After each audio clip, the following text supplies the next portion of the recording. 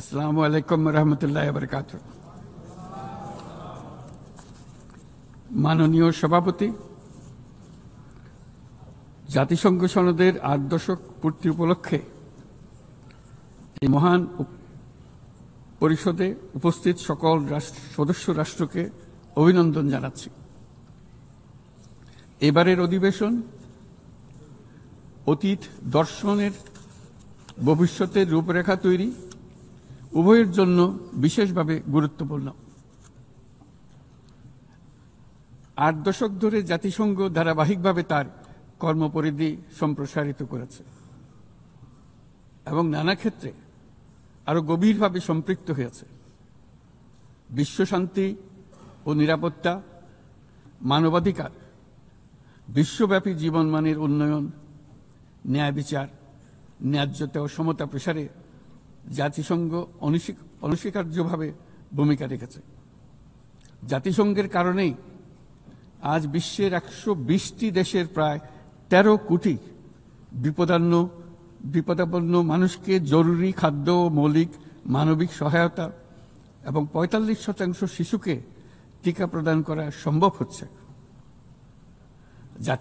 জাতিসংঘের সংস্থাগুলো বহুপাক্ষিক সহযোগিতায় বিশ্বের প্রতিটি প্রান্তে খাদ্য, বিশুদ্ধ পানি, স্যানিটেশন, টিকা এবং অন্যান্য জীবন রক্ষাকারী সেবা ও সরঞ্জামের যোগান দিয়ে দুর্দশাগ্রস্ত মানুষের পাশে দাঁড়িয়েছে। পাশাপাশি গত কয়েক দশকে আন্তঃরাষ্ট্রীয় সংঘাত নিরসন এবং বহু বৈশ্বিক চ্যালেঞ্জ মোকাবেলায় জাতিসংঘের সীমাবদ্ধতাও আমরা প্রত্যক্ষ করেছি। তবু সামগ্রিকভাবে জাতিসংঘের ভূমিকা মানব জাতির জন্য ইতিবাচক ও কল্যাণকর। মাননীয় সভাপতি, গত বছর আপনাদের এই মহান সভায় আমি দাঁড়িয়েছিলাম সদ্য গণঅভ্যুত্থান সংগঠিত একটি দেশের রূপান্তরের আকাঙ্ক্ষা আপনাদের শোনানোর জন্য। আজ এই রূপান্তরের অগ্রযাত্রায় আমরা কতটুকু অগ্রসর হতে পেরেছি তা আমি বলব। পৃথিবীর প্রতি 10 জনের মধ্যে 3 জনের নিবাস বাংলাদেশ। কিন্তু সেই কারণে অথবা ভূ রাজনৈতিকভাবে বিশ্বের একটি গুরুত্বপূর্ণ অবস্থানে বাংলাদেশ রয়েছে বলে আমাদের ইতিহাস জানার দরকার তা কিন্তু নয়। বরং এই কারণে বাংলাদেশের এই বর্ণনাটি গুরুত্বপূর্ণ যে তা সাধারণ মানুষের অসাধারণ ক্ষমতার উপর আস্থা তৈরি করবে। এই কারণে বর্ণনাটি গুরুত্বপূর্ণ, তা বিশ্বের সকল দেশের মধ্যে আশার সঞ্চার করবে। যে সংকট যত গভীরই হোক না কেন, তার নিরসন যত অসম্ভবই মনে হোক না কেন, কখনই তা উত্তরণের পথ হারিয়ে ফেলে না। মাননীয় সভাপতি, সাম্য, মানবিক মর্যাদা ও সামাজিক ন্যায় বিচারের দাবিতে এক রক্তক্ষয়ী সংগ্রামের মাধ্যমে ১৯৭১ সালে বাংলাদেশের জন্ম। কিন্তু যে অধিকার প্রতিষ্ঠার জন্য আমরা বিশাল আত্মত্যাগ করেছিলাম তা গত 5 দশকে বারবার বাধাপ্রাপ্ত হয়েছে। বারবার আমাদের ছেলে মেয়েদের নেতৃত্বে আমাদের জনগণকে অসংখ্য ত্যাগ স্বীকার করে সে অধিকারকে পুনঃপ্রতিষ্ঠা করতে হয়েছে। এই বছর আমরা জুলাই গণঅভ্যুত্থানের প্রথম বার্ষিকী পালন করেছি। যে অভ্যুত্থানে আমাদের তরুণ সমাজ স্বৈরাচারকে পরাভূত করেছিল, যার ফলে আমরা বৈষম্যমুক্ত ন্যায় বিচার ভিত্তিক সমাজ বিনির্মাণের অভিযাত্রা নতুনভাবে শুরু করতে পেরেছি। সেই বৈষম্যমুক্ত ন্যায় বিচার ভিত্তিক সমাজ বিনির্মাণের আকাঙ্ক্ষা পূরণের দায়িত্ব দেওয়া হয় আমাকে ও আমার সহকর্মীদের। ভেঙে পড়া রাষ্ট্র কাঠামোকে পুনর্গঠন করে জনগণের আকাঙ্ক্ষা পূরণের জন্য প্রয়োজন ছিল ব্যাপক প্রাতিষ্ঠানিক সংস্কারের। যে বিপুল জনসমর্থনের মাধ্যমে আমরা দায়িত্ব পেয়েছিলাম, তার প্রেক্ষাপটে আমাদের জন্য সহজ পথ ছিল নির্বাহী আদেশে সংস্কার কাজগুলো সম্পন্ন করা। কিন্তু আমরা বেছে নেই সেই কঠিন পথ, অন্তর্ভুক্তিমূলক ও টেকসই পথ। আমাদের লক্ষ্য ছিল ক্ষমতার ভারসাম্যপূর্ণ একটি গণতান্ত্রিক রাষ্ট্র কাঠামো গড়ে তোলা, যেখানে আর কোনো স্বৈরশাসকের আবির্ভাব হবে না, কোনো নির্বাচিত নেতা রাষ্ট্রের গণতান্ত্রিক স্বরূপকে ক্ষুণ্ণ করতে পারবে না, কিংবা রাষ্ট্র ও জনগণের রক্ষকরা ভক্ষকে পরিণত হতে পারবে না। শাসন ব্যবস্থা, বিচার বিভাগ, নির্বাচন ব্যবস্থা, জনপ্রশাসন, আইন শৃঙ্খলা রক্ষা, দুর্নীতি বিরোধী কার্যক্রম, নারী অধিকার সহ সকল জাতীয় গুরুত্বপূর্ণ ক্ষেত্রে প্রয়োজনীয় সংস্কার করার জন্য আমরা 11টি স্বাধীন সংস্কার কমিশন প্রতিষ্ঠা করি। কমিশনগুলি জনমত যাচাই ও গভীর পর্যালোচনা করে বিস্তারিতভাবে সংস্কার কার্যক্রম সমূহ সুপারিশ করে। এই সংস্কার সুপারিশগুলো টেকসইভাবে বাস্তবায়নের জন্য আমরা একটা জাতীয় ঐক্যমত্য কমিশন গঠন করি, যারা 30টিরও বেশি রাজনৈতিক দল ও জোটকে নিয়ে এই আলোচনায় বসে। এই কমিশনের লক্ষ্য ছিল সংস্কার প্রস্তাবগুলোর প্রতি দলমত নির্বিশেষে একটি টেকসই সামাজিক অঙ্গীকার তৈরি করা। আমাদের এই অন্তর্ভুক্তিমূলক পদক্ষেপ সফল হয়। আমরা জুলাই অভ্যুত্থানের 1 বছর পূর্তিতে রাজনৈতিক দলগুলোর সাথে একই মঞ্চে দাঁড়িয়ে সকলে মিলে জুলাই ঘোষণার মাধ্যমে এই সংস্কার কার্যক্রমের প্রতি আমাদের সময়াবদ্ধ অঙ্গীকার ব্যক্ত করি। অর্থাৎ আগামী নির্বাচনে যে দলে জনগণের সমর্থন পাক না কেন, সংস্কার কার্যক্রম বাস্তবায়নে আর কোনো অনিশ্চয়তার অবকাশ থাকবে না। আপনারা জানেন যে আগামী বছরের ফেব্রুয়ারি মাসে আমরা জাতীয় নির্বাচন অনুষ্ঠানের প্রস্তুতি নিচ্ছি। পাশাপাশি স্বচ্ছতা ও জবাবদিহিতা, আইনের শাসন নিশ্চিত করবার জন্য আমাদের নিরবচ্ছিন্নভাবে নাগরিক বান্ধব সংস্কার চালিয়ে যাচ্ছি। মাননীয়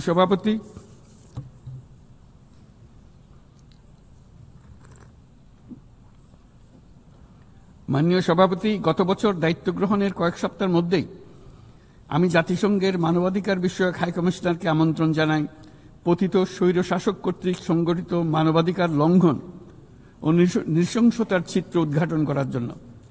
তারা মাঠ পর্যায়ে তদন্ত করে বিস্তারিত প্রতিবেদনের পাশাপাশি ভবিষ্যতে যাতে এই ধরনের অপরাধের পুনরাবৃত্তি না ঘটে সেই জন্য যেই সুপারিশমালা দিয়েছে তা আমরা আমাদের জাতীয় সংস্কার কার্যক্রমে যুক্ত করেছি। গত বছর সাধারণ পরিষদের অধিবেশনের পূর্বেই আমরা গুম সম্পর্কিত আন্তর্জাতিক কনভেনশনে যোগ দিয়েছিলাম। এখন এর বিধানসমূহ জাতীয় ক্ষেত্রে বাস্তবায়নের জন্য প্রয়োজনীয় আইন প্রণয়নের কাজ চলমান রয়েছে। এবছর আমরা জাতিসংঘের নির্যাতন বিরোধী কনভেনশনের ঐচ্ছিক প্রটোকলে যোগ দিয়েছি এবং এর বাস্তবায়নে একটি স্বাধীন প্রতিরোধমূলক জাতীয় প্রাতিষ্ঠানিক ব্যবস্থা প্রতিষ্ঠার জন্য আমরা কাজ করছি।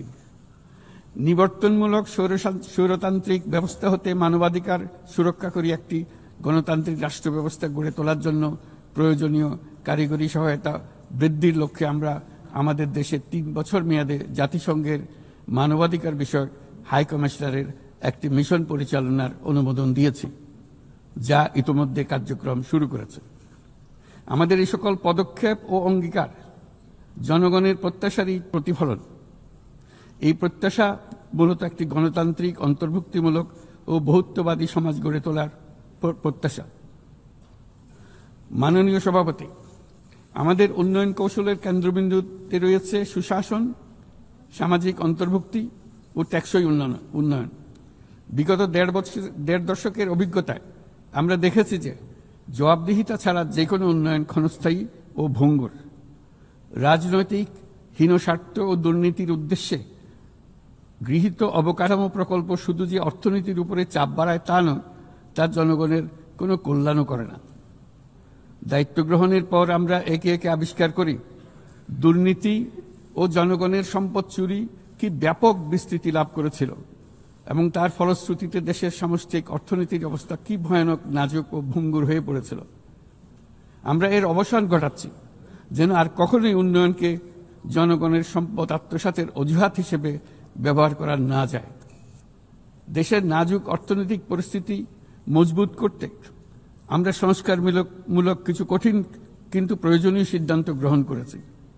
সবচেয়ে গুরুত্বপূর্ণ একটা সংস্কার হলো রাজস্ব আহরণ ব্যবস্থাপনার সংস্কার।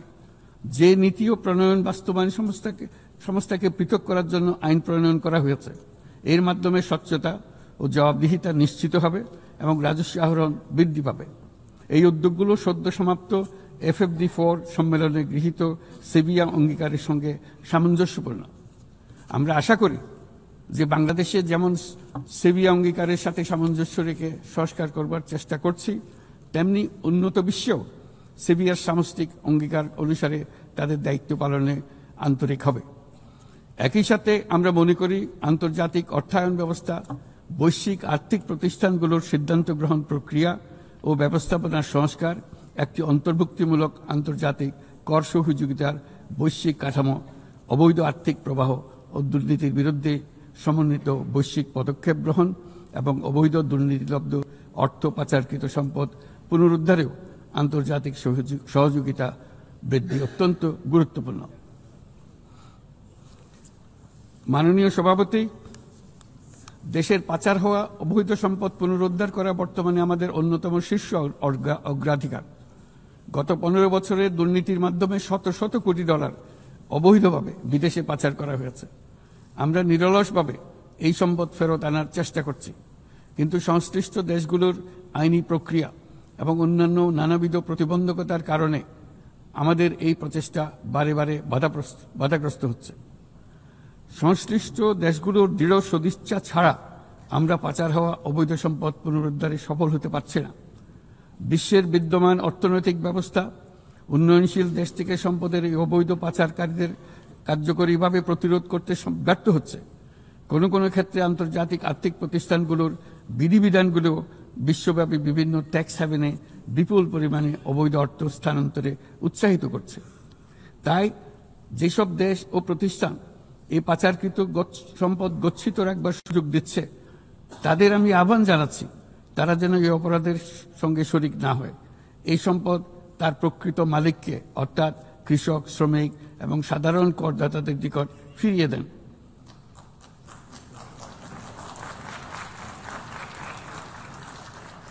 আমি উন্নয়নশীল দেশ হতে সম্পদ পাচার রোধে কঠোর আন্তর্জাতিক বিধিবিধান প্রণয়ন এবং এর প্রয়োগ নিশ্চিতের প্রস্তাব করছি।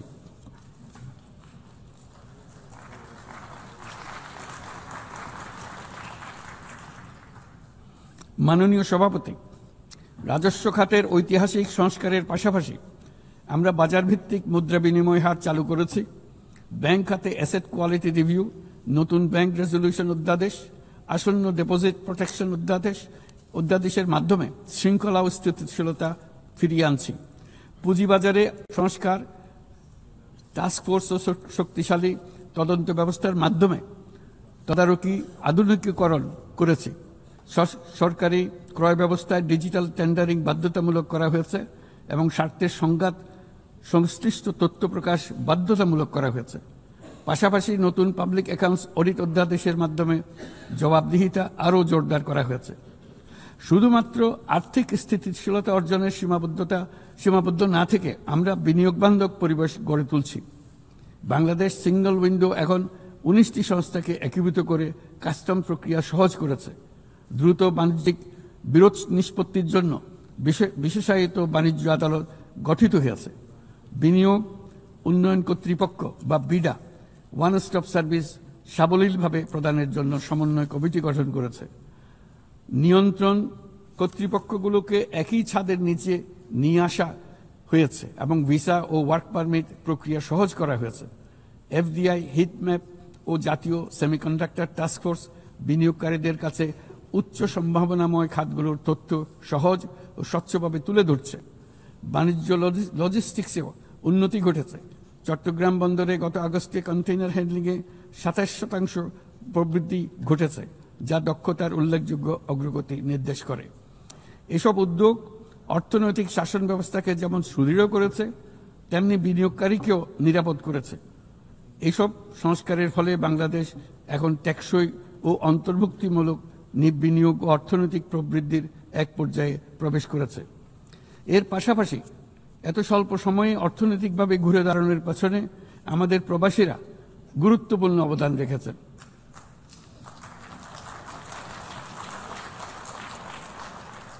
তারা বিদেশের মাটিতে কঠোর পরিশ্রম করে প্রতি মাসে দেশের রেকর্ড পরিমাণ রেমিটেন্স পাঠাচ্ছেন।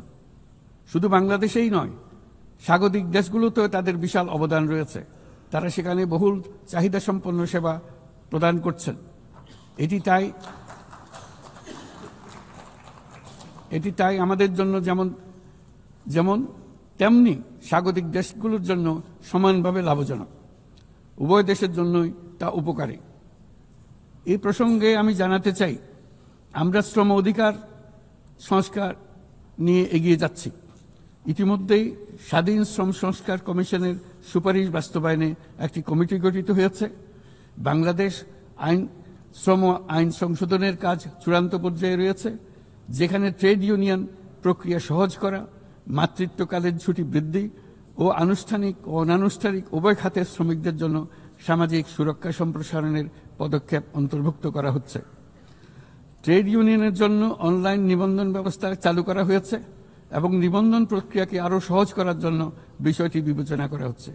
পাশাপাশি শ্রমিকদের অধিকার সুরক্ষায় আমাদের অঙ্গীকারের নিদর্শন স্বরূপ সম্প্রতি আমরা ইসলামী সহযোগিতা সংস্থার লেবার সেন্টারের সংবিধানটি স্বাক্ষর করেছি। এই কারণেই আমরা নিরাপদ, সুশৃঙ্খল ও নিয়মিত অভিবাসনকে সমর্থন করি এবং যেসব দেশে প্রবাসী শ্রমিকরা যান সেসব দেশে তাদের জন্য সহমর্মিতা ও সুরক্ষা নিশ্চিত করার আহ্বান জানাচ্ছি। উন্নত বিশ্ব যেখানে বয়স্ক জনসংখ্যার চাপে ভুগছে, সেখানে বাংলাদেশ অতি সৌভাগ্যবান। আমাদের 60% বেশি মানুষের বয়স 35 বছরের নিচে। তাই অভিবাসন প্রক্রিয়াকে সহজ করলে তা উভয় পক্ষের জন্য উপকারী হবে। তরুণ জনসংখ্যার এই সুবিধাকে কাজে লাগিয়ে আমরা উন্নত বিশ্বের শ্রম সমস্যার সমাধান ও প্রয়োজন মেটাতে সক্ষম হব। মাননীয় সভাপতি, বাংলাদেশের তরুণ প্রজন্ম ইতিমধ্যে প্রমাণ করেছে যে তারা সমাজ পরিবর্তনের চালিকা শক্তি। আমরা তাদের দক্ষতা উন্নয়নে বিনিয়োগ করছি। তথ্য প্রযুক্তি, কৃত্রিম বুদ্ধিমত্তা, নবায়নযুক্ত শক্তি, পরিবেশ বান্ধব প্রযুক্তি সহ বিভিন্ন ক্ষেত্রে তাদের প্রশিক্ষণ দিচ্ছি। আমাদের লক্ষ্য হল প্রত্যেক তরুণকে শুধুমাত্র চাকরি প্রার্থীর পরিবর্তে আমরা তাদেরকে উদ্যোক্তা হিসেবে গড়ে তুলতে চাই। এই উদ্দেশ্যে আমরা জাতিসংঘের সঙ্গে অংশীদারিত্বে মাঠ পর্যায়ে তরুণদের সঙ্গে সরকারের শীর্ষ নীতি নির্ধারকদের যুক্ত করার একটা স্থায়ী মাধ্যম চালু করেছি। ইতিমধ্যেই এই বিষয়ে সারা দেশে একাধিক পরামর্শ সভার আয়োজন করা হয়েছে। আজকের তরুণরা স্থানীয় পর্যায় থেকে জাতীয় পর্যায় পর্যন্ত সিদ্ধান্ত গ্রহণে অনলাইন, অফলাইন ফোরাম, জরিপ এবং প্রচারণার মাধ্যমে তাদের জনপ্রতিনিধিদের সঙ্গে সরাসরি যুক্ত থাকতে চায়। তারা নেতৃত্ব বিকাশ, দক্ষতা বৃদ্ধি এবং ডিজিটাল সক্ষমতা উন্নয়নের জন্য আরও বেশি সুযোগ চায়। তারা চায় এই প্রক্রিয়ায় জবাবদিহিতা অন্তর্ভুক্ত থাকুক, নিয়মিত অগ্রগতি প্রতিবেদন এবং অব্যাহত সংলাপের প্রতিশ্রুতি থাকুক। সর্বোপরি প্রক্রিয়াটি হোক অন্তর্ভুক্তিমূলক, যাতে নারী, সংখ্যালঘু সম্প্রদায়, প্রতিবন্ধী, প্রান্তিক জনগোষ্ঠী সকলের অংশগ্রহণ ও নেতৃত্বের সমান সুযোগ থাকে। তরুণদের নিয়ে পরিকল্পনার ক্ষেত্রে এই বছরটি বিশেষভাবে গুরুত্বপূর্ণ, কারণ এই বছর আমরা বিশ্ব যুব পরিকল্পনায় 30তম বার্ষিকী পালন করছি। শুধু বর্তমান প্রজন্মের তরুণদের চ্যালেঞ্জ নয়, এই বছর তাই ভবিষ্যতেও তারা যে সংকট ও সমস্যার মুখোমুখি হবে তা অনুধাবন করে তার সম্ভাব্য সমাধান খুঁজে বের করারও সুযোগ এনে দিয়েছে। দ্রুত পরিবর্তনশীল প্রযুক্তির এই যুগে উন্নয়নশীল বিশ্বের তরুণদের জন্য আরও গভীর এক ডিজিটাল বিভাজন তৈরি হওয়ার ঝুঁকি আজ আমাদের একটি বড় উদ্বেগ। কোয়ান্টাম কম্পিউটিং, কৃত্রিম বুদ্ধিমত্তা, ভাষাভিত্তিক বৃহৎ মডেল কিংবা আধুনিক যোগাযোগ ব্যবস্থা, এইসব প্রযুক্তি যেন তাই পক্ষপাতদুষ্ট না হয় এবং এর সুফল যেন ন্যায্যভাবে সবার কাছে পৌঁছায়, তা আজ আমাদের নিশ্চিত করতে হবে।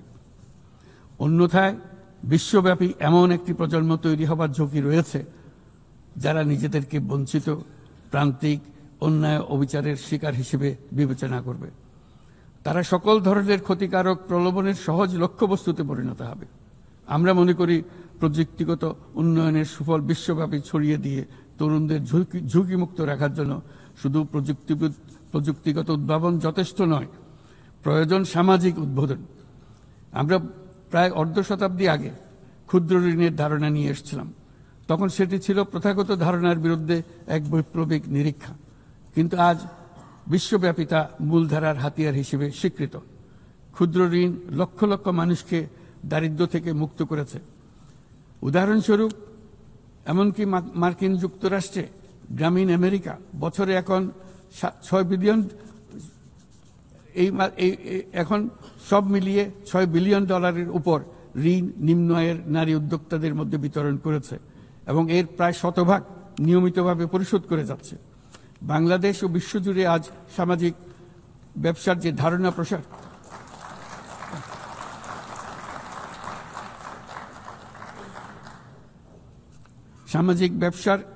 প্রসার করেছি, এটি এমন একটি ব্যবসা যার সম্পূর্ণ মুনাফা সামাজিক কল্যাণে পুনর্বিনিয়োগ করা হয়। সামাজিক ব্যবসা প্রমাণ করেছে যে প্রতি মানুষের উদ্যোক্তা হওয়ার সত্তা সামাজিক কল্যাণে এবং সামাজিক সমস্যা সমাধানে কাজে লাগানো সম্ভব। এর ফলে পৃথিবীর যাবতীয় সমস্যা সমাধানের একটি সৃজনশীল পদ্ধতি সকলের হাতে এসে যায়, যেটি পরিবেশের সমস্যা হোক, সম্পদ কেন্দ্রীভূত হওয়ার সমস্যা হোক, স্বাস্থ্যের সমস্যা হোক, বেকারত্ব দূরীকরণের সমস্যা হোক, দারিদ্র্য দূরীকরণের সমস্যা হোক, সবকিছুতেই এই পদ্ধতি টেকসইভাবে কাজে লাগানো যায়। মাননীয় সভাপতি, জলবায়ু সংকট চ্যালেঞ্জের মোকাবেলায় বিশ্বজনীন তাপমাত্রা বৃদ্ধি 1.5 ডিগ্রি সেলসিয়াসের সীমাবদ্ধ রাখার লক্ষ্যমাত্রা আজ আমাদের হাতছাড়া হয়ে গেছে। প্রতি বছর $100 বিলিয়ন জলবায়ু সহায়তার প্রতিশ্রুতিও পূরণ হয়নি।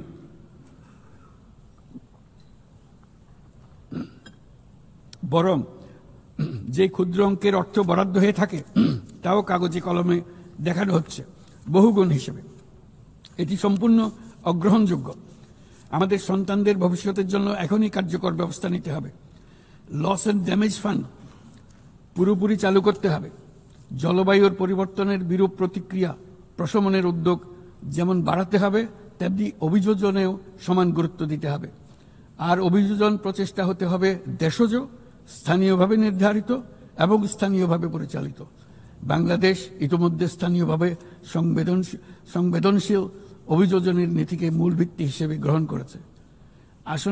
আসন্ন COP30 সম্মেলনে আমরা তৃতীয়বারের মতো জলবায়ু পরিবর্তন রোধ করবে আমাদের জাতীয় প্রতিশ্রুতি ঘোষণা করব, যেখানে জলবায়ু পরিবর্তনের বিরূপ প্রতিক্রিয়া প্রশমন লক্ষ্যের পাশাপাশি অভিযোজন উদ্যোগও থাকবে।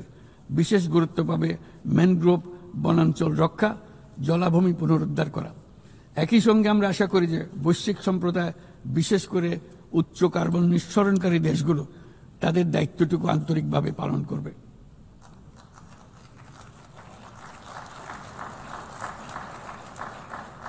মাননীয় সভাপতি, বর্তমানের আরেকটি বড় চ্যালেঞ্জ হলো বিশ্ব বাণিজ্যে সংরক্ষণবাদের উত্থান। আমাদের সময়ে আমরা দেখেছি বাণিজ্য ও বিশ্বায়নের সুফল মাত্র 3 দশকে 100 কোটি মানুষকে দারিদ্র্য থেকে মুক্ত করেছে। এখন যদি আমরা উল্টো পথে হাঁটি তবে আমাদের সন্তানদের সেই সুযোগ আর থাকবে না। এটা অনস্বীকার্য যে বাণিজ্যের ক্ষেত্রে প্রতিটি দেশের সার্বভৌম স্বার্থ সুরক্ষিত রাখতে হবে এবং কোনো দেশকে তার সাধ্যের অতিরিক্ত বোঝা বইতে দেওয়া যাবে না। কিন্তু বৈশ্বিক শান্তি ও সমৃদ্ধি টিকিয়ে রাখার স্বার্থে উন্মুক্ত, ন্যায়সঙ্গত, নিয়মভিত্তিক বৈশ্বিক বাণিজ্যের কোনো বিকল্প নেই। তাছাড়া বৈশ্বিক বাণিজ্যে দ্রুত সামাজিক ব্যবসার প্রসার ঘটাতে হবে। উন্নয়ন সহায়তার একটি বড় অংশ সামাজিক ব্যবসায় প্রসারে বিশ্বময় ক্রমাগতভাবে জোরদার করতে হবে। আমার প্রজন্মে দেখেছি কিভাবে একটি পারস্পরিক নির্ভরশীল বৈশ্বিক অর্থনৈতিক ব্যবস্থা যে কোনো সংঘাতকে ব্যয়বহুল করে তুলেছে এবং বিশ্বের শান্তি টিকিয়ে রাখতে সাহায্য করেছে। আজ বিশ্বব্যাপী 120টিরও বেশি সশস্ত্র সংঘাত চলছে।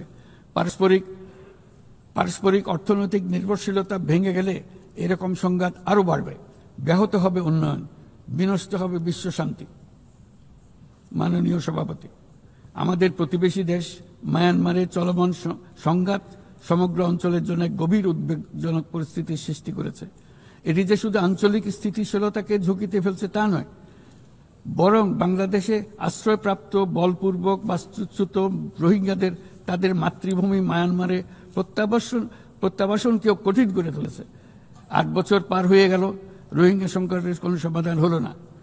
উপরন্তু বাংলাদেশ প্রতিনিয়তই মায়ানমার থেকে আগত রোহিঙ্গাদের আশ্রয় দিয়েই চলেছে। স্পষ্টতই সাংস্কৃতিক পরিচয়ভিত্তিক রাজনীতির কারণে রোহিঙ্গাদের উপর অধিকার বঞ্চনা ও নির্যাতন রাখাইনে অব্যাহত রয়েছে। রোহিঙ্গাদের প্রান্তিকীকরণ প্রক্রিয়া আর চলতে দেওয়া যাবে না।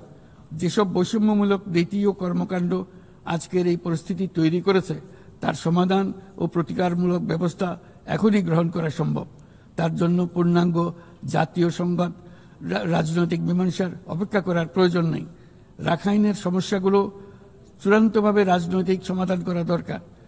তবে এর জন্য রাখাইন অঞ্চলের সংশ্লিষ্ট সকল জাতিসত্তার অংশগ্রহণে এমন একটি বন্দোবস্ত প্রয়োজন যেন রোহিঙ্গারা সম অধিকার ও নাগরিকত্ব সহ সমাজের অংশ হতে পারে।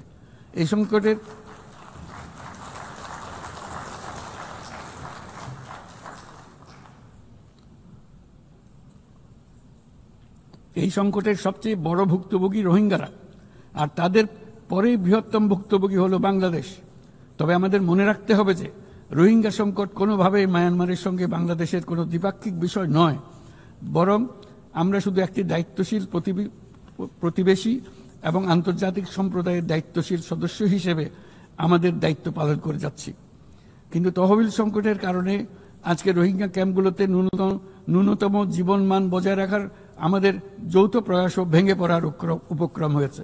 বিশ্ব খাদ্য কর্মসূচি তাদের জরুরি সহায়তা কার্যক্রমে মারাত্মক তহবিল ঘাটতির বিষয়ে ইতোমধ্যে সতর্ক করে দিয়েছে আমাদেরকে। অবিলম্বে নতুন তহবিল না এলে মাসিক রেশন অর্ধেকে নামিয়ে এনে মাথাপিছু মাত্র $6 নামিয়ে আনতে বাধ্য হবে, যা রোহিঙ্গাদের অনাহার ও অপুষ্টিতে নিমজ্জিত করবে, যা তাদেরকে আগ্রাসী কোনো পদক্ষেপ নিতে বাধ্য করবে। তহবিলের অতিরিক্ত কাটছাট হলে তা নিঃসন্দেহে সুরক্ষা ও নিরাপত্তা ঝুঁকি বহুগুণ বৃদ্ধি করবে, যা ক্যাম্পের সীমানা ছাড়িয়ে যেতে পারে। তাই আমি বিদ্যমান দাতাদের সাহায্য বাড়াতে এবং সম্ভাব্য নতুন দাতাদের অনুদান প্রদানের আহ্বান জানাচ্ছি, যাতে এই বিপর্যয়কর পরিস্থিতি এড়ানো যায়। মানবিক সহায়তার জন্য নতুন ও বর্ধিত তহবিলের বাইরে আন্তর্জাতিক সম্প্রদায়কে অবশ্যই মায়ানমার সরকার এবং রাখাইনের অন্যান্য অংশীদারদের উপর ইতিবাচক পরিবর্তন ও দ্রুত রাজনৈতিক সমাধানের জন্য চাপ প্রয়োগ করতে হবে। অন্যান্য প্রতিবেশী দেশগুলোকেও তাদের দায়িত্ব পালন করতে হবে। রাখাইনে স্থিতিশীলতা আনতে আন্তর্জাতিক সম্প্রদায়ের যে কোনো যৌথ প্রচেষ্টায় সহযোগিতা দিতে বাংলাদেশ সর্বদা প্রস্তুত। আমরা আশা করি আগামী 30 সেপ্টেম্বরের উচ্চ পর্যায়ের সম্মেলন বিশ্বব্যাপী দৃঢ় সংকল্প তৈরি করবে এবং রোহিঙ্গাদের জন্য বাস্তবসম্মত আন্তর্জাতিক সহায়তা নিশ্চিত করবে, যেখানে তহবিল সংগ্রহ সর্বোচ্চ অগ্রাধিকার পাবে। একই সঙ্গে আন্তর্জাতিকভাবে একটি রোডম্যাপ গৃহীত হবে এবং সময়বদ্ধ কর্মপরিকল্পনা গ্রহণের মাধ্যমে রোহিঙ্গা সংকটের স্থায়ী সমাধান খুঁজে পাওয়া সম্ভব হবে। মাননীয় সভাপতি, শুধু মায়ানমার নয়, এবছর আমরা পৃথিবীর প্রায় প্রতিটি প্রান্তেই সংঘাত প্রত্যক্ষ করেছি। ইউরোপ, দক্ষিণ এশিয়া, মধ্যপ্রাচ্য, বিশ্বের সবচেয়ে ঘনবসতিপূর্ণ অঞ্চলে আমরা বাস করি।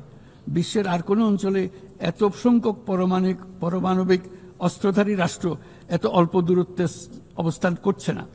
তাই নিরস্ত্রীকরণ, পারমাণবিক অস্ত্রের বিস্তার রোধের গুরুত্ব আমরা গভীরভাবে উপলব্ধি করতে পারি। আমরা সময়ের সঙ্গে দুর্বল হয়ে পড়া বৈশ্বিক অস্ত্র নিয়ন্ত্রণ চুক্তিগুলোকে পুনর্জীবিত করার জন্য জোর দাবি জানাচ্ছি। বিশেষ করে মধ্যপ্রাচ্য ও দক্ষিণ এশিয়ায় পারমাণবিক অস্ত্রমুক্ত অঞ্চল প্রতিষ্ঠার আহ্বান জানাচ্ছি। একই সঙ্গে আমরা পূর্ণ স্বচ্ছতার সঙ্গে শান্তিপূর্ণভাবে পারমাণবিক শক্তি ব্যবহারের যে অধিকার প্রতিটি রাষ্ট্রের রয়েছে তার প্রতি পূর্ণ সমর্থন জানাচ্ছি। একটি দায়িত্বশীল দেশ হিসেবে আমাদের প্রথম পারমাণবিক বিদ্যুৎ কেন্দ্র চালু করার আগেই এই বছর আমরা আন্তর্জাতিক পরমাণু শক্তি সংস্থার আওতাধীন পরমাণু নিরাপত্তা ও বর্জ্য ব্যবস্থাপনা সম্পর্কিত যৌথ কনভেনশনে যোগদান করেছি। এই যোগদানের মাধ্যমে সর্বোচ্চ মানের পারমাণবিক নিরাপত্তা ও স্বচ্ছতার প্রতি আমরা আমাদের প্রতিশ্রুতি পুনর্ব্যক্ত করছি। মাননীয় সভাপতি, আমি সবসময় মানুষকে আশার বাণী শুনিয়েছি, কখনো ভয় দেখিয়ে কিছু করা আমি সমর্থন করিনি, কিন্তু আজ আমাকে সেখান থেকে সরে এসে ভয়ঙ্কর কিছু কথা বলতে হচ্ছে। আজ আমি সতর্ক করছি, চরম জাতীয়তাবাদ, অন্যের ক্ষতি হয় এমন ভূ রাজনীতি এবং অন্যের দুর্ভোগ ও পীড়নের প্রতি ওদেশশূন্য বহু দশকের পরিশ্রমে আমরা যে অগ্রগতি অর্জন করেছি তা ধ্বংস করে দিচ্ছে। এর সবচেয়ে মর্মান্তিক চিত্র আমরা দেখেছি গাজায়। শিশুরা না খেয়ে অকাল মৃত্যুবরণ করছে, বেসামরিক জনগোষ্ঠীকে নির্বিচারে হত্যা করছে, হাসপাতাল, স্কুল সহ একটা গোটা জনপদ নিশ্চিহ্ন করে দিচ্ছে। জাতিসংঘের স্বাধীন তদন্ত কমিশনের সাথে আমরাও একমত যে আমাদের চোখের সামনেই একটি নির্বিচার গণহত্যা সংঘটিত হচ্ছে। আমাদের দুর্ভাগ্য যে মানব জাতির পক্ষ থেকে এর অবসানে আমরা সর্বোচ্চ চেষ্টা করছি না এখনো। এই অবস্থা চলতে থাকলে ভবিষ্যৎ প্রজন্ম ও ইতিহাস আমাদেরকে ক্ষমা করবে না।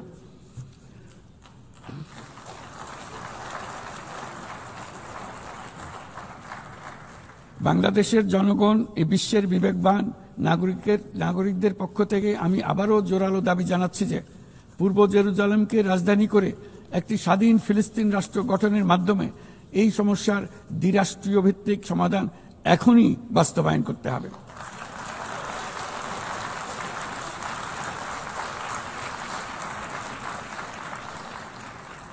শুধুমাত্র 1967 সালের পূর্বের সীমারেখার ভিত্তিতে যেখানে ইসরায়েল ও ফিলিস্তিনি শান্তিপূর্ণ সহাবস্থানে থাকবে তখনই ন্যায় বিচার সম্পূর্ণভাবে কার্যকর হবে। মাননীয় সভাপতি, বাংলাদেশে আমরা বিশ্বাস করি যে আমাদের একটি শান্তির সংস্কৃতি আমরা গড়ে তুলব, যেখানে সর্বস্তরের সহনশীলতা, অহিংসা, সংলাপ ও সহযোগিতার মূল্যবোধ প্রতিষ্ঠিত করা হবে। গত 3.5 দশক ধরে জাতিসংঘের শান্তিরক্ষা কার্যক্রমে অন্যতম শীর্ষ শান্তিরক্ষা প্রেরণকারী দেশ হিসেবে আমাদের অংশগ্রহণ বৈশ্বিক শান্তি ও নিরাপত্তার প্রতি আমাদের নিরবিচ্ছিন্ন অঙ্গীকারের এক বাস্তব প্রমাণ। এমনকি এই মুহূর্তে প্রায় 6000 বাংলাদেশি শান্তিরক্ষী বাহিনী বিশ্বের সবচেয়ে সংঘাতপূর্ণ অঞ্চলগুলোতে জাতিসংঘের আওতায় দায়িত্ব পালন করছে। আজ পর্যন্ত মোট 168 জন বাংলাদেশি শান্তিরক্ষী তাদের দায়িত্ব পালনকালে শহীদ হয়েছেন। একাধিক গবেষণায় একথা বারবার প্রমাণিত হয়েছে। জাতিসংঘের শান্তিরক্ষা কার্যক্রম অন্য যে কোনো একপাক্ষিক শান্তিরক্ষা উদ্যোগের তুলনায় অধিক টেকসই এবং কার্যকর। তাই বিশ্বের শান্তিরক্ষাকারী এই কার্যক্রমের ধারাবাহিকতা ও কার্যকারিতা রক্ষায় আমরা জাতিসংঘের শান্তিরক্ষা অভিযানের জন্য স্পষ্ট ও বাস্তবসম্মত ম্যান্ডেট এবং পর্যাপ্ত বাজেট বরাদ্দের দাবি জানাচ্ছি। শান্তিরক্ষীদের নিরাপত্তা এবং তাদের বিরুদ্ধে সংঘটিত অপরাধের জবাবদিহিতা নিশ্চিত করাও সর্বোচ্চ গুরুত্বের সঙ্গে বিবেচনা করা উচিত। দেশে এবং আন্তর্জাতিক পরিসরে বহু ভাষিকতাকে বাংলাদেশ সক্রিয়ভাবে উৎসাহিত করে, কারণ আমরা বিশ্বাস করি যে ভাষাগত ও সাংস্কৃতিক বৈচিত্র্য পারস্পরিক বোঝাপড়াকে আরো গভীর করে। একবিংশ শতাব্দীতে কোনো সমাজেই ঘৃণা, অসহিষ্ণুতা, বর্ণবাদ, বিদেশিদের প্রতি বিদ্বেষ বা ইসলাম বিদ্বেষীদের কোনো স্থান নেই।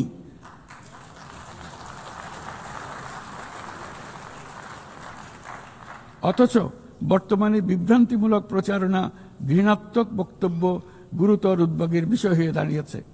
গত বছর বাংলাদেশে ছাত্র জনতার অভ্যুত্থান পরবর্তী সময়ে বিভিন্ন স্বার্থান্বেষী গোষ্ঠীর পক্ষ থেকে উদ্দেশ্যমূলকভাবে বিভ্রান্তিকর সংবাদ ছড়ানো হয়েছে, যা এখনো চলমান রয়েছে। এর সঙ্গে যুক্ত হয়েছে পরিকল্পিত মিথ্যা সংবাদ, কৃত্রিম বুদ্ধিমত্তা নির্ভর ডিপফেক এর প্রসার, যা পরিস্থিতিকে আরো জটিল করে তুলেছে।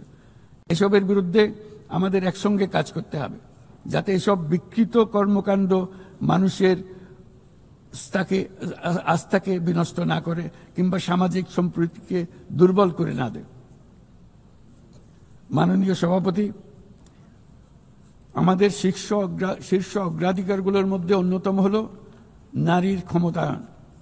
আমাদের জাতীয় কবি কাজী নজরুল ইসলামের ভাষায়, বিশ্বে যা কিছু মহান সৃষ্টি চিরকল্যাণকর, অর্ধেক তার করিয়েছে নারী, অর্ধেক তার নর।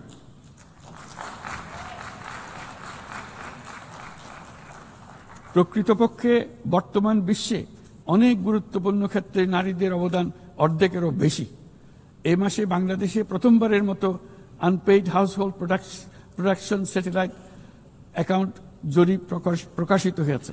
সেখানে দেখা যায় যে অবৈতনিক পরিচর্যা ও গৃহস্থালী কাজে শতকরা 85% বেশি কাজ নারীরা একাই করে থাকেন, যার অর্থমূল্য আমাদের স্থূল দেশজ উৎপাদনের প্রায় 16%। বহু প্রতিকূলতা সত্ত্বেও আজ আমাদের মেয়েরা শ্রেণীকক্ষ থেকে বোর্ডরুম, গবেষণাগার থেকে ক্রীড়াঙ্গন সবখানে বাধা অতিক্রম করে সফল হচ্ছে। সম্প্রতি আমাদের নারী ফুটবল দল আঞ্চলিক চ্যাম্পিয়নশিপ জিতেছে, আন্তঃএশীয় প্রতিযোগিতার জন্য উত্তীর্ণ হয়েছে এবং সারা দেশের লাখো মানুষকে অনুপ্রাণিত করে চলেছে। নারীর নিরাপত্তা ও মর্যাদা এবং সমান সুযোগ সুনিশ্চিত করার জন্য আমার সরকার প্রচেষ্টা অব্যাহত রয়েছে। এই বছর আমরা বেইজিং ঘোষণাপত্রের ৩০তম বার্ষিকী উদযাপন করছি। এই উপলক্ষে নারীর ক্ষমতায়নে আমাদের অঙ্গীকারকে আরও জোরদার করতে আমরা বেইজিং +30 অ্যাকশন এজেন্ডা এর অধীনে আগামী 5 বছরে বাস্তবায়নের লক্ষ্য নিয়ে 4টি জাতীয় প্রতিশ্রুতি ঘোষণা করেছি। এর মধ্যে রয়েছে যৌন হয়রানি প্রতিরোধ, সুরক্ষা সংক্রান্ত আইন প্রণয়ন করা, নারীর অবৈতনিক পরিচর্যা ও গৃহস্থলী কাজের স্বীকৃতি ও মূল্যায়ন নিশ্চিত করা, রাজনৈতিক ও জনপরিসরে নারীর অংশগ্রহণ বৃদ্ধি করা, নারীর সমতা ও ক্ষমতায়নের প্রতি সংবেদনশীল বাজেট প্রণয়ন পদ্ধতি শক্তিশালী করা। মাননীয় সভাপতি,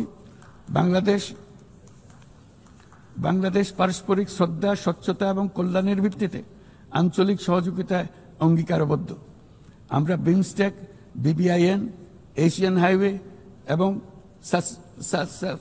সাসেকের মতো অন্যান্য উদ্যোগের মাধ্যমে আঞ্চলিক সংযোগ ও বাণিজ্যকে এগিয়ে নিচ্ছি। এর সাথে আমরা আসিয়ানের মতো কার্যকরী আঞ্চলিক ফোরামে যুক্ত হওয়ার জন্য আগ্রহ প্রকাশ করেছি। এই মর্মে কাজ করে যাচ্ছি। দক্ষিণ এশীয় আঞ্চলিক সহযোগিতা সংস্থা SAARC-কে পুনর্জীবিত করার জন্য আমরা দৃঢ় আহ্বান জানাচ্ছি। 4 দশক আগে এই সংস্থা প্রাথমিক পর্যায়ে উল্লেখযোগ্য অগ্রগতি অর্জন করেছিল এবং আঞ্চলিক সহযোগিতার জন্য একটা শক্ত ভিত্তি তৈরি করেছিল। রাজনৈতিক অচলাবস্থার পরেও এই প্রাতিষ্ঠানিক কাঠামো এখনো কার্যকর রয়েছে। আমরা বিশ্বাস করি SAARC এখনো আমাদের অঞ্চলের কোটি কোটি মানুষের জন্য কল্যাণ এনে দিতে সক্ষম, যেমনটি আসিয়ান তাদের অঞ্চলের কোটি কোটি মানুষের জন্য করে যাচ্ছে। সম্মিলিত উন্নয়নের জন্য প্রতিবেশী দেশগুলোর মধ্যে আঞ্চলিক সহযোগিতার কোনো বিকল্প নেই। একই সাথে অভিন্ন প্রাকৃতিক সম্পদের ব্যবহারে ন্যায্যতা ও সহমর্মিতার চর্চা করা একান্ত প্রয়োজন। প্রাকৃতিক সম্পদের ব্যবহার নিয়ে শান্তিপূর্ণ আঞ্চলিক সহযোগিতায় বাংলাদেশ দৃঢ়ভাবে অঙ্গীকারবদ্ধ। তাই প্রথম দক্ষিণ এশিয়া দেশ হিসেবে সম্প্রতি আমরা জাতিসংঘের পানি সংক্রান্ত কনভেনশনে যোগ দিয়েছি। মাননীয় সভাপতি, শতাব্দীর পর শতাব্দী ধরে রাজনৈতিক শোষণ, সম্পদ লুণ্ঠন, কাঠামোগত বৈষম্য আজকের অসম উন্নয়নের বাস্তবতা তৈরি করে গিয়েছে। আজ থেকে 1 দশক পূর্বে আমরা যখন এজেন্ডা 2030 অর্জনে একমত হয়েছিলাম, তখন আমরা পথ পরিবর্তন করে সঠিক লক্ষ্যে এগিয়ে যাওয়া নিয়ে আশাবাদী হয়েছিলাম। কিন্তু আজকের বাস্তবতা হলো টেকসই উন্নয়নের অভিষ্ট বাস্তবায়নের যে অগ্রগতি কাম্য ছিল তা মারাত্মকভাবে পিছিয়ে পড়েছে। উন্নয়নে অর্থায়নের ঘাটতি ক্রমশ বাড়ছে। উন্নয়ন সহায়তার প্রবাহ কমছে। আমরা দাতা দেশসমূহকে এই প্রবণতা থেকে বেরিয়ে এসে তাদের অঙ্গীকার পূরণ করতে আহ্বান জানাচ্ছি। আমরা স্বল্পোন্নত দেশ হতে উন্নয়নশীল দেশ হিসেবে উত্তরণের প্রক্রিয়ায় আছি। আমাদের মসৃণ ও টেকসই উত্তরণ নিশ্চিত করতে আন্তর্জাতিক সম্প্রদায়ে, বিশেষ করে জাতিসংঘের সংশ্লিষ্ট সংস্থাসমূহের সহযোগিতা অত্যন্ত জরুরি। তাদের সাহায্য সহায়তা আমরা কামনা করছি। এ বিষয়ে OHRLS সহ সংশ্লিষ্ট সংস্থাসমূহের কার্যক্রমকে সাধুবাদ জানাই। স্বল্পোন্নত দেশসমূহ এবং ঝুঁকিতে থাকা অন্যান্য দেশগুলোর প্রতি আমাদের কার্যকর সহযোগিতা প্রদানের জন্য আমরা আমাদের দপ্তরকে আরও শক্তিশালী করার আহ্বান জানাচ্ছি। একই সঙ্গে অনুদান ও ঋণের পাশাপাশি সরকারি ও বেসরকারি উদ্যোগে সামাজিক ব্যবসা খাতকে বিপুলভাবে এগিয়ে দিয়ে যাওয়ার জন্য আহ্বান জানাচ্ছি। এই নতুন পদ্ধতি দাতা ও গ্রহীতা উভয় দেশের জন্য মঙ্গলজনক হবে এবং উৎসাহব্যঞ্জক হবে। সৃজনশীলতার অতি উচ্চ পর্যায়ে যেতে আমাদের সহায়ক হবে। মাননীয় সভাপতি, বাংলাদেশের অগ্রগতি উন্নয়নের অভিযাত্রায় জাতিসংঘের অবদানকে আমরা সাধুবাদ জানাই। বিশ্বশান্তি ও নিরাপত্তা উন্নয়ন, মানবাধিকার, জাতিসংঘের এই 3টি স্তম্ভের প্রতি আমরা পূর্ণ আস্থা পুনর্ব্যক্ত করছি। আমার বক্তব্যের শুরুতেই আমি বলেছিলাম যে আজ 8 দশকে জাতিসংঘ বারবার দেখিয়েছে যে বহুপাক্ষিক কূটনীতি মানব জাতিকে আরো ভালোভাবে একসঙ্গে বেঁচে থাকার সহায়তা করে। তবু এর 80তম বার্ষিকীতে আমাদের স্বীকার করতেই হবে যে বহুপাক্ষিক কূটনীতি আজ নানা রকম চাপের মধ্যে রয়েছে। প্রায়শই অসম দ্বিপাক্ষিক সম্পর্কের টানাপোড়েনে আবারও প্রমাণ করেছে যে বহুপাক্ষিক কূটনীতি আমাদের শেষ এবং সর্বোত্তম ভরসা। তাই বহুপাক্ষিক কূটনীতির ধারক ও বাহক জাতিসংঘকে উজ্জীবিত রাখতে আমরা সদস্য রাষ্ট্রগুলোর সাথে পূর্ণ স্বচ্ছতা ও আন্তরিকতা আলোচনা আহ্বান জানাচ্ছি।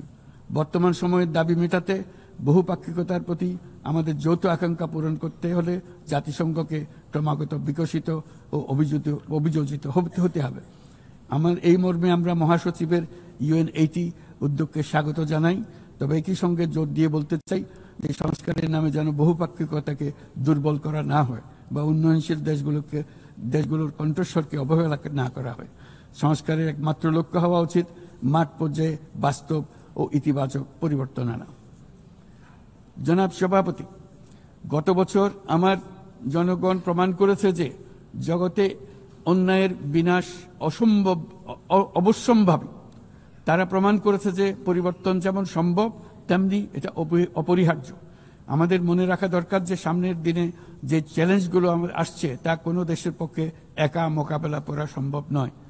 একই সঙ্গে আমাদের এটাও মনে রাখতে হবে যে বর্তমান পৃথিবীতে কোনো একটি দেশ সংকটে পড়লে অথবা বিশ্বের কোনো এক প্রান্তে সংকট দেখা দিলে সমগ্র বিশ্বের নিরাপত্তায় ঝুঁকির মুখে পড়ে যায়।